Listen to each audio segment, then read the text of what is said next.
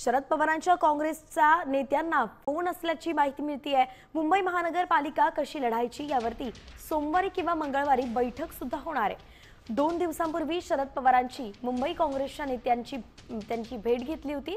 तर मुंबई महानगरपालिका निवडणूक शरद पवार यांच्या राष्ट्रवादी सोबत लढण्यास काँग्रेस नेत्यांनी हिरवा कंदील सुद्धा दाखवला होता। मात्र शरद पवार काँग्रेस सोबत आघाडी करणार की महाविकास आघाडी म्हणून नव्याने आणखी काही प्रयत्न करणार यावरती आता स्पष्टता अजूनही आली नव्हती।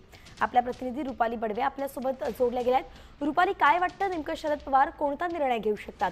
काँग्रेस सोबत जाणार की महाविकास आघाडी अजून मजबूत करण्यासाठी भूमिका घेणार? आपण पाहतो की थोड्याच दिवसापूर्वी काँग्रेसने आपण स्वबळावरती महानगरपालिकेच्या निवडणुका लढणार अशा पद्धतीची घोषणा जाहीर केली होती आणि त्याच्यानंतर कुठेतरी महाविकास आघाडी जी आहे त्याच्यामध्ये ताटातूट होते की काय, ती फुटते की काय अशीच चर्चा या निमित्ताने सुरू झाली होती। मात्र आपण पाहत आहोत की आता या सगळ्यामध्ये राष्ट्रवादी काँग्रेसचे प्रमुख शरद पवार आता प्रयत्न करताना पाहायला मिळतात।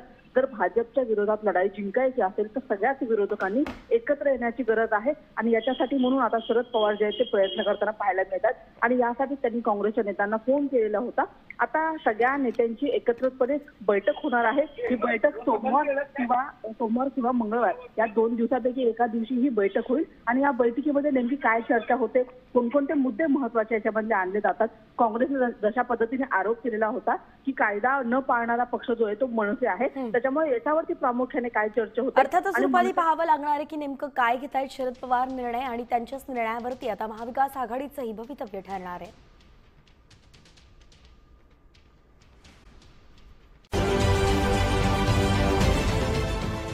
देश विदेशातील प्रत्येक घडामोडींचे लाईव्ह अपडेट मिळवण्यासाठी आता साम टीव्हीच्या सर्व सोशल मीडिया प्लॅटफॉर्मला लाईक, फॉलो आणि सबस्क्राईब करा। तसंच सर्व नोटिफिकेशनसाठी बेल आयकॉन प्रेस करायला विसरू नका।